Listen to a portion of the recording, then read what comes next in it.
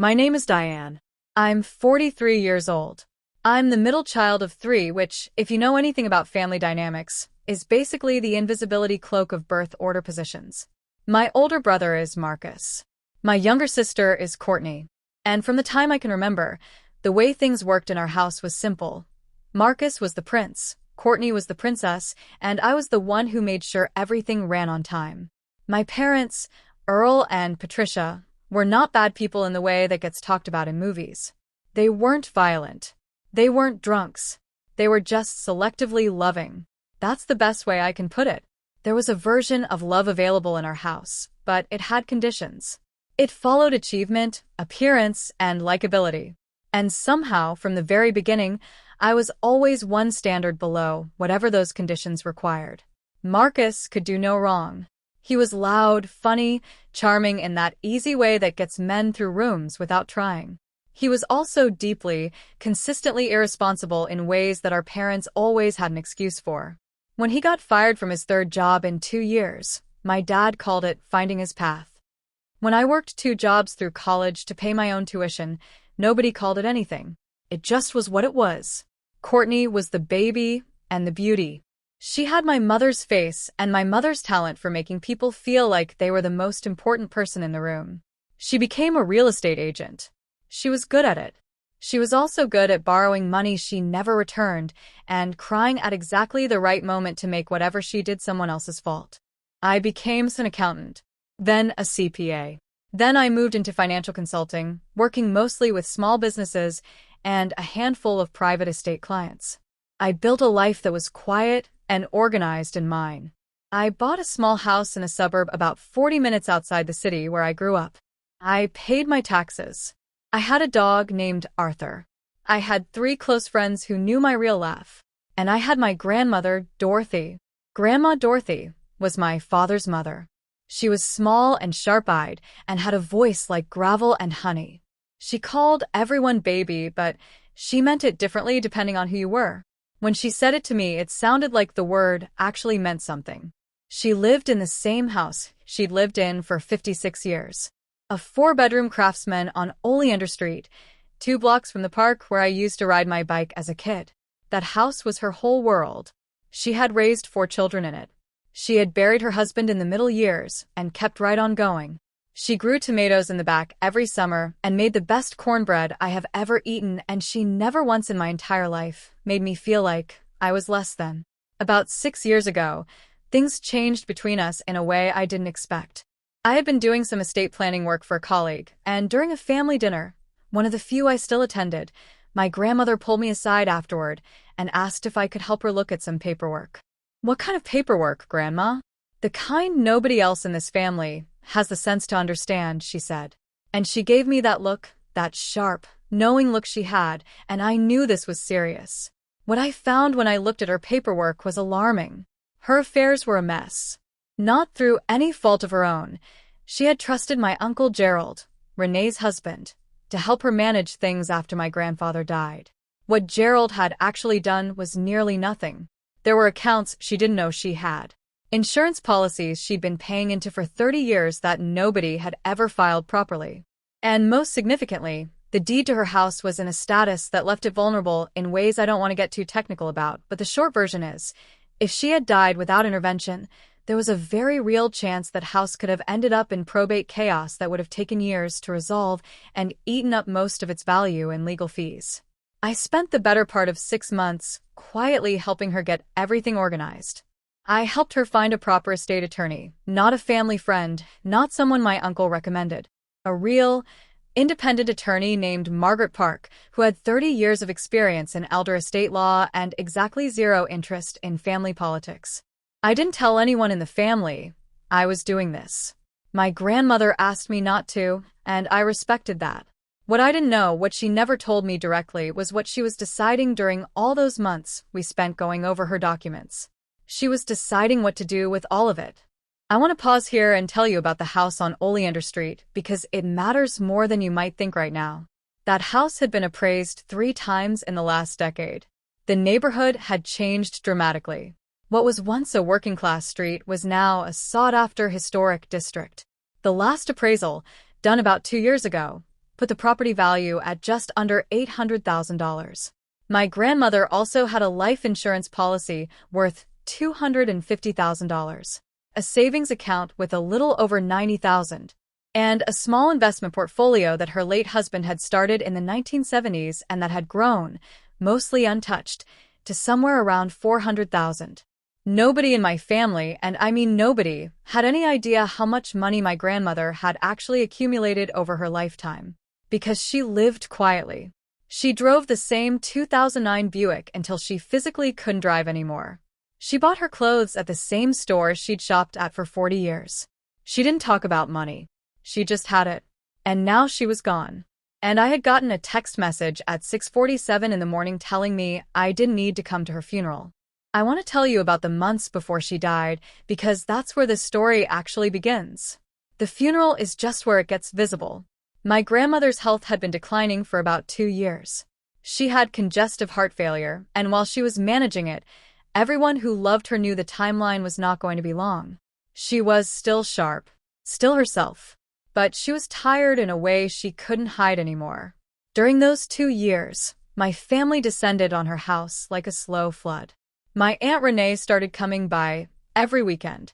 She had barely visited more than twice a year for the previous decade, but suddenly she was bringing casseroles and rearranging the kitchen and telling my grandmother what she really needed. My Uncle Gerald started asking my grandmother about her financial accounts in ways that I could tell made her uncomfortable when she mentioned it to me on the phone. My dad, Earl, who is my grandmother's son, remember, started having long conversations with her about making sure the family was taken care of.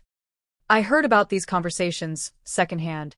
My grandmother mentioned them to me, usually with a tone of voice that told me she saw exactly what was happening. Marcus showed up once after a 2-year absence and stayed for a whole weekend and came away telling everyone that he and Grandma Dorothy had really reconnected. Courtney started posting about her on social media, calling her my heart and my whole world. This was the same Courtney who hadn't called her on her last 2 birthdays. And me? I kept calling. Twice a week, the same as I had for years. I kept visiting once a month, driving the 40 minutes each way. I brought her tomato seedlings in the spring because she couldn't get to the nursery anymore. I fixed the step on her front porch that had been loose for 2 years because I kept meaning to and finally just brought my tools and did it. I didn't do any of this for strategic reasons. I want to be really clear about that. I did it because I loved her, because she was my grandmother, because she had always been kind to me, and that mattered. But I also noticed, in those last several months, that she seemed to be watching people carefully. She would say things that at the time I didn't fully understand. Things like, "I know who came around, baby, and I know why." Or, "People show you who they are when they think something is at stake." Once, about 4 months before she died, she held my hand and looked at me for a long time and said, "You don't know how to ask for things. That's your problem, Diane. But it's also your greatest gift." I didn't understand what she meant then. I do now. When I got Renee's text that morning, my first instinct, and I am telling you the truth, was to call my dad. Not to confront him, just to hear him deny it. I think some part of me needed to know whether he had been part of the decision, or whether it had just been Renee going rogue. He picked up on the second ring.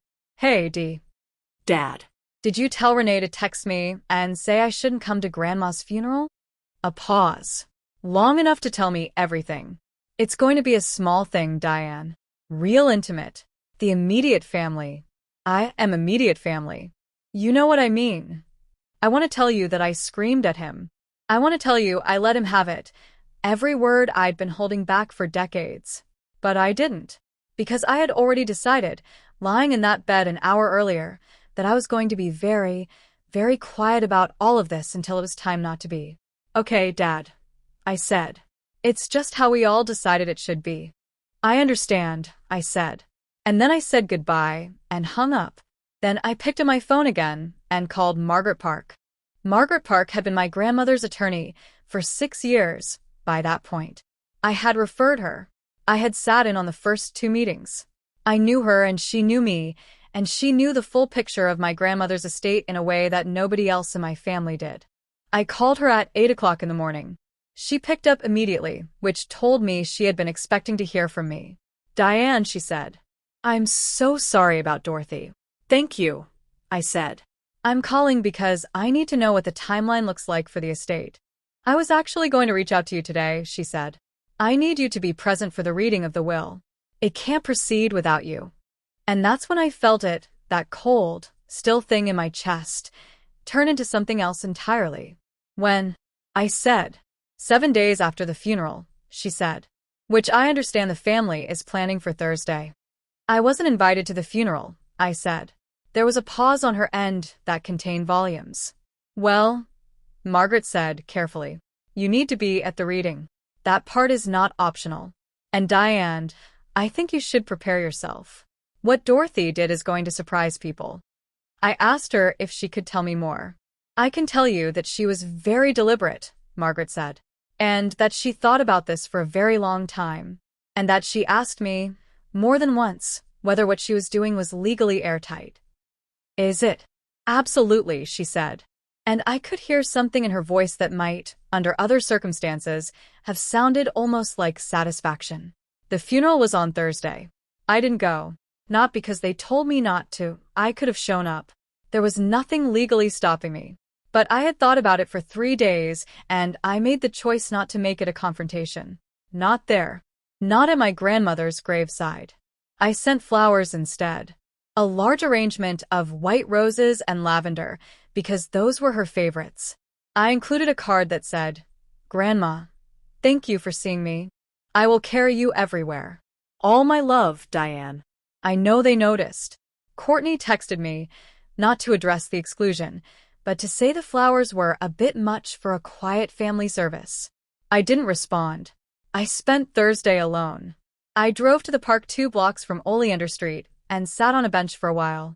I thought about her, about that cornbread and the way she laughed at her own jokes before she finished telling them, and the look she gave me when she said, "You don't know how to ask for things."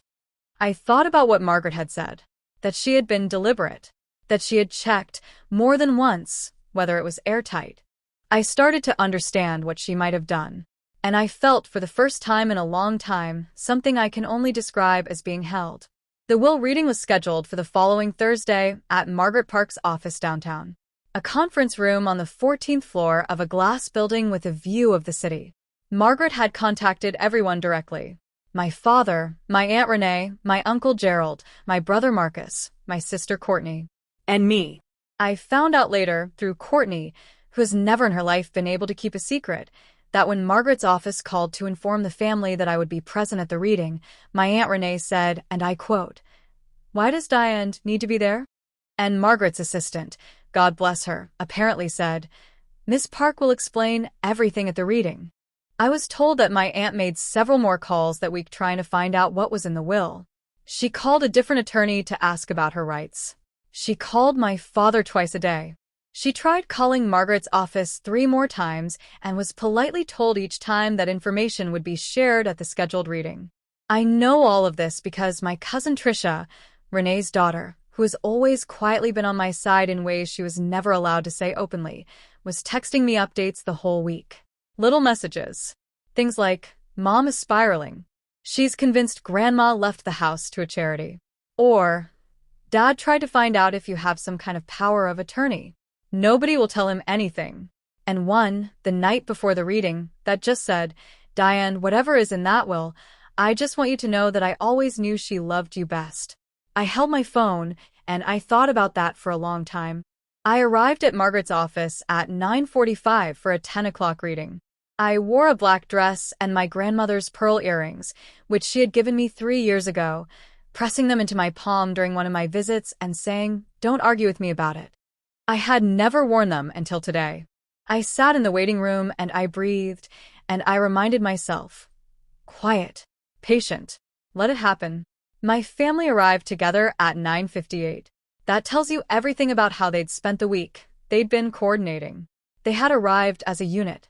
My father and mother, my Aunt Renee and Uncle Gerald, Marcus and his wife Tanya and Courtney. When they saw me sitting there, the waiting room shifted. My father's face did something complicated. Guilt, I think, trying to dress itself up as surprise. Renee looked at me the way people look at an unexpected bill.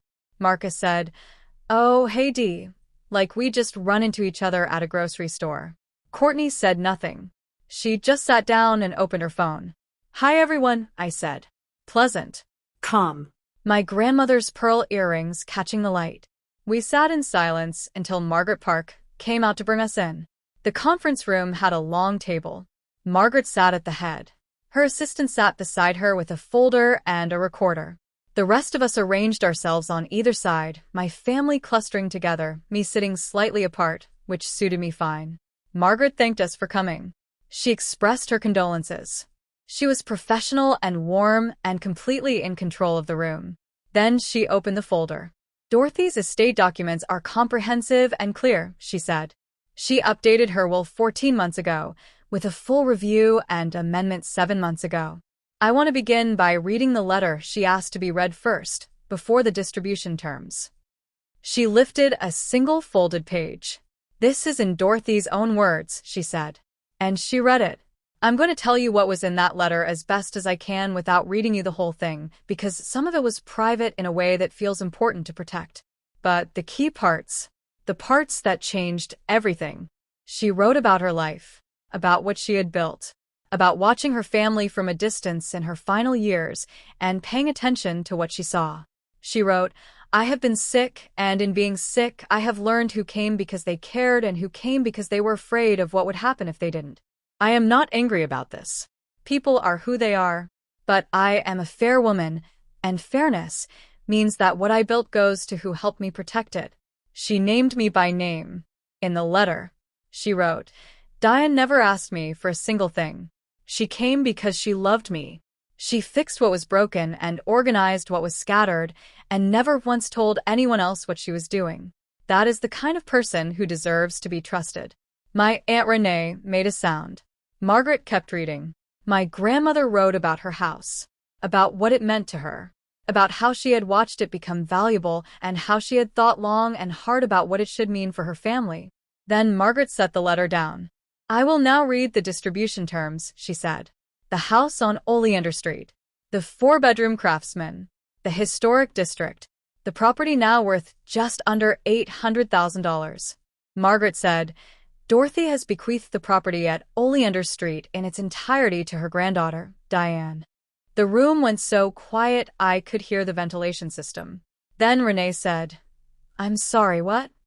Margaret continued, "The life insurance policy, valued at $250,000, is to be distributed equally among Dorothy's 4 children." She named my father, my Aunt Renee, and my father's 2 siblings who hadn't even come to the reading. That is $62,500 each. "What about the investment account?" Gerald said. His voice had a particular quality to it that I recognized. The quality of a man who has been doing arithmetic in his head and getting a number he doesn't like. Margaret continued. "The investment portfolio and the savings account, combined value of approximately $490,000, are to be held in a trust. The trust is to be administered by Diane." The room erupted. Not loudly at first. It started as overlapping voices. Gerald's voice above the rest, asking about challenges, asking about the date the will was signed, asking whether my grandmother had been of sound mind. Margaret let them go for about 30 seconds. Then she said, clearly and without raising her voice, "Dorothy was evaluated by 2 independent physicians 14 months ago and 7 months ago, both of whom certified her to be fully competent.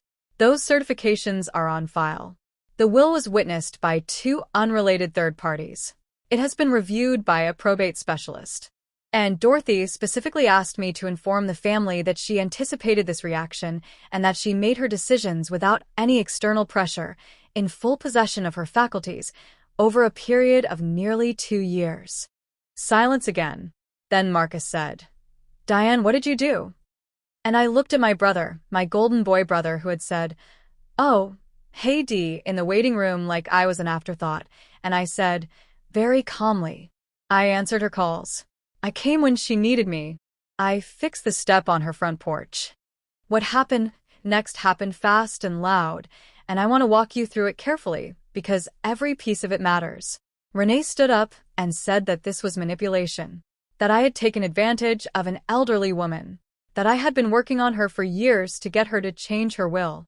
I had anticipated this. I had actually written down, the night before, every meaningful visit I had made to my grandmother in the past 6 years. The dates. What we did. Sometimes a note or a text she had sent me afterward. I had printed it out, 12 pages, and I had it in the leather folder I brought with me. But I didn't open it yet. Gerald said he was going to contest the will, that they had grounds. Margaret said, with a patience that was almost impressive, "You are welcome to consult an attorney." What I can tell you is that Dorothy anticipated a contest and prepared accordingly. I have in this folder signed affidavits from 3 people who knew Dorothy well and visited her regularly in the last 2 years of her life: her doctor, her neighbor of 30 years, and a woman from her church, all of whom have attested to her state of mind, her clarity about her decisions, and the fact that she discussed her estate planning choices with them voluntarily. 3 people, Renee said. 3 random people. 2 medical professionals and a lifelong friend, Margaret said. But you can read the affidavits yourself. My father had been quiet this entire time. I looked at him once, across the table. He was looking down at his hands. Courtney had tears running down her face, but they were not grief tears. I knew my sister's tears. These were different. She loved us, Courtney said. She loved all of us. How could she do this? And that question, I want to say, is the most honest thing Courtney said in that room. Because she genuinely didn't understand. She genuinely believed that loving someone and being loved by them meant the same thing. She had spent her whole life confusing those 2 things, and in that moment, I almost felt sorry for her. Almost. She left you money, I said. She left everyone money. That's not. Courtney stopped. What? I said. Say it. She didn't say it. But I knew. It wasn't the amount of money. It was the house. The house on Oleander Street. The neighborhood that was worth a fortune now. The thing that had real value, symbolic and financial. That was what they had been counting on. That was what my aunt's weekend casseroles and my uncle's financial questions and Marcus's reconnecting weekend had all been pointing toward. They had been waiting for that house. And my grandmother had known. Gerald made one more attempt before the meeting ended. He turned to me directly, which was the first time he had done that, and he said, "You're really going to sit there and take your grandmother's house away from this family?" And I want you to understand the specific nature of what he said there. He said away from this family. As if I were not part of it. As if I were an outside party, some thief or interloper. This man had known me since I was 8 years old. He had watched me grow up. He had sat at the same Thanksgiving table with me for 35 years. Away from this family. I opened the leather folder. I took out the 12 pages. I laid them on the table and slid them toward the center so anyone could see. "Those are the dates of every visit I made to my grandmother in the last 6 years, I said. Every phone call I documented. Every task I helped her with. Every time I drove the 40 minutes to see her. I let that sit for a second. "How many times did you visit in the last 6 years, Gerald?" "Twice. 3 times. He opened his mouth. "I'm not asking to be cruel," I said. "I'm asking because you just called this house a family asset. And I want to be clear about which members of the family were actually present." The room was very quiet. "I also want to say something else," I said. "And I want everyone in this room to hear it." I looked at my father, at Renee, at Marcus, at Courtney. I was not invited to my grandmother's funeral. I was sent a text message at 6:47 in the morning telling me not to come. And I want you all to know that I have that message saved, along with the phone call with Dad where he confirmed it. I looked at my father again. His face had gone a color I didn't have a name for. I am not going to use any of that legally unless I need to, but I want you to know that I have it, because my grandmother taught me to document things. Margaret Park, very carefully, did not smile. The meeting ended 20 minutes later, without resolution on the family side, which is to say they were angry and making threats that Margaret calmly explained were going to be expensive to pursue and very unlikely to succeed. Gerald and Renee left first, talking in low, tight voices. Marcus stopped at the door and looked back at me and said, "This isn't over, Diane." I didn't say anything to that. There was nothing to say. Courtney left without looking at me. My father was last. He stood up slowly, and for a second, he stood there at the edge of the table, and I thought he was going to say something real, something true, something that acknowledged what had happened and what his pardon had been. He said, "I hope you know what you're doing." Not an apology, not an acknowledgement, just that. A soft warning dressed up as concern. I said, "I do, Dad. I really do." And he left. I sat in that conference room for a few minutes after everyone was gone. Just me and Margaret, and the city visible through the 14th floor windows. "How are you doing?" she said. "I don't know yet," I said honestly. "She made the right choice," Margaret said. "I want you to know that from a professional standpoint. Dorothy was one of the clearest thinking clients I have ever worked with. She knew exactly what she was doing, and she knew exactly why." "Did she say anything else?" I said. "Anything she didn't put in the letter?" Margaret was quiet for a moment. Then she said, "She told me once that she spent most of her life giving things to people who ask loudly. And that at the end, she wanted to give something to the person who never asked at all." I thought about my grandmother saying I didn't know how to ask for things. I thought about her saying it was my problem and my gift. I understood her now in a way I hadn't quite understood her before. I need to tell you what happened in the weeks after, because this story doesn't end in that conference room. It continues, the way real things always do. Gerald consulted a probate attorney, as he threatened. The attorney took one look at the documentation, the physician certifications, the third-party affidavits, the carefully witnessed and dated will and amendment, and told him what Margaret had already told the whole room. That a contest would be expensive, slow, and almost certainly unsuccessful. That Dorothy had done everything right and clearly on purpose.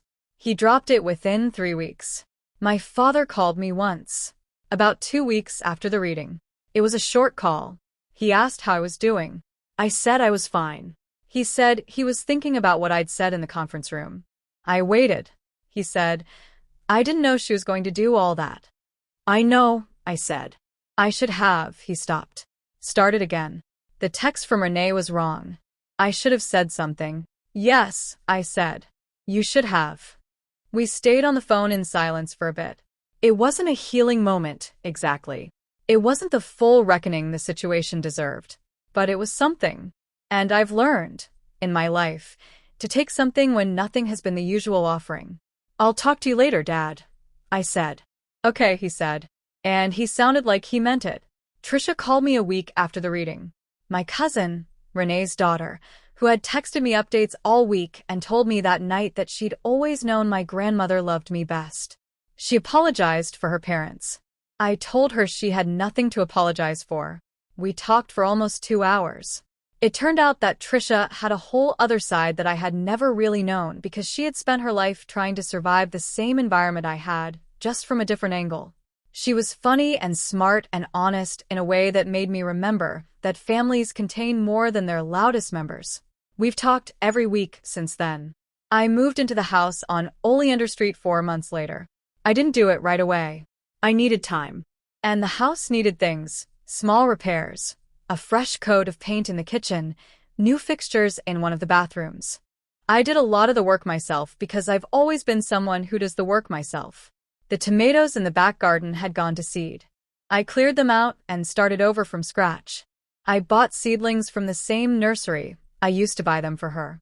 I planted them in the same beds, in the same positions. Standing in that garden on a Saturday morning in May, my hands in the dirt, I felt her so clearly it almost knocked me over. Not as a sadness, as a presence, as something that continues. Arthur, my dog, had claimed the back porch already. He lay in a patch of sunlight with the absolute confidence of a creature who knows he is exactly where he belongs. I want to tell you about the trust because that part has a continuation too. The investment portfolio and savings account that my grandmother left me to administer, the roughly $490,000, that trust has specific terms, written in my grandmother's own language and formalized by Margaret. The trust provides for educational expenses for any grandchildren or great-grandchildren of Dorothy who pursue four-year degrees or vocational training. It provides for medical expenses in cases of genuine hardship among her children. It cannot be cashed out. It cannot be contested. It grows over time and is administered at my complete discretion, which means that I, the one who was texted at 6:47 in the morning and told she didn't need to come to the funeral, am now the person who decides when and how money flows to the members of this family. I have not used that power punitively. I want to be clear about that. I am not my family at their worst. Two of my father's siblings have already made modest requests that were legitimate, and I have approved them without drama. Renee has not made any requests. Gerald has not made any requests. Courtney, who did not speak to me for 3 months after the reading, called me in the fall. She started the call by saying she was sorry. I could tell it cost her something to say it. I didn't make it harder than it needed to be. "I'm glad you called," I said. "I was awful," she said. "You were scared," I said. "I know the difference," she cried. Real tears this time. The kind she had before she learned to use them. We are not close. Not yet. Maybe not ever in the way sisters can be close when they started different. But we talk. And that, for us, is actually something new. Marcus has not called me. I'm not surprised. Marcus has always had the particular pride of people who have been given things their whole lives and therefore genuinely can't process the experience of not getting something. He'll come around eventually, or he won't. I don't hold my breath either way. What I do hold on to is this. I came to that while reading as the woman who had been excluded from the funeral. The one who got the 6:47 text. The one who had spent decades being the responsible, invisible one. The one who was supposed to quietly accept whatever the family decided and be grateful for whatever small portion of acknowledgement they saw fit to offer. And my grandmother, who had been watching all of us her whole life from that sharp-eyed vantage point of someone who had earned the right to see clearly, had been building something. For years. Not loudly. Not dramatically. Just deliberately and carefully, and with complete confidence in who she was giving it to. She gave me the house where I learned what love could feel like. She gave me the responsibility to protect what she'd built for the people who had come after. And she gave me, in that conference room on the 14th floor, the moment where everyone who had ever dismissed me had to sit in the same room and understand that they had been wrong. Not because I had done anything clever or calculated, but because I had simply been present. Because I had come when she called. Because I had fixed the step on her porch. Because I had answered. I'm sitting in the back garden as I finish telling you this. It's a warm evening, and the tomatoes are doing well. Better than I expected for the first year, actually. Arthur is patrolling the perimeter of the fence the way he does. The light is going gold through the maple tree that my grandfather planted in 1968, and that is now taller than the house itself. I think about that text message sometimes. 6:47 in the morning. You don't need to come. We'll handle everything. They thought that was the end of my involvement. They thought they were drawing a clean line that put me outside of something that they had already mentally divided up and claimed. They had no idea that my grandmother had spent the last 2 years of her life drawing her own lines. They had no idea that the woman they had dismissed as the quiet one, the responsible one, the invisible middle child who just kept her head down and did the work, had been trusted with everything. And here's what I've come to understand about that. In the months since all of this happened, my grandmother didn't give me the house to punish them. I know that now. She gave it to me because she believed I would take care of it. Because she had watched me take care of things my whole life without being asked, without needing recognition, without keeping a ledger of what I was owed. She saw me. And in the end, being truly seen by one person, even if it's only one person, even if it's in the quiet and not in the loud, turns out to be worth more than everything else. I walk through her house, and I know where everything belongs because I already knew her. The kitchen where she made that cornbread. The back room where she kept her Bible and her crossword puzzle books. The front step I fixed with my own hands, which still holds. I hold her pearl earrings in my palm sometimes late at night, and I think about what she said. You don't know how to ask for things. That's your problem. But it's also your greatest gift. I understand now. I understand all of it. And every morning when I wake up in this house, In this neighborhood that knew her name for 56 years, I carry her forward. That's all I've ever tried to do. And it turns out it was enough. It was always enough.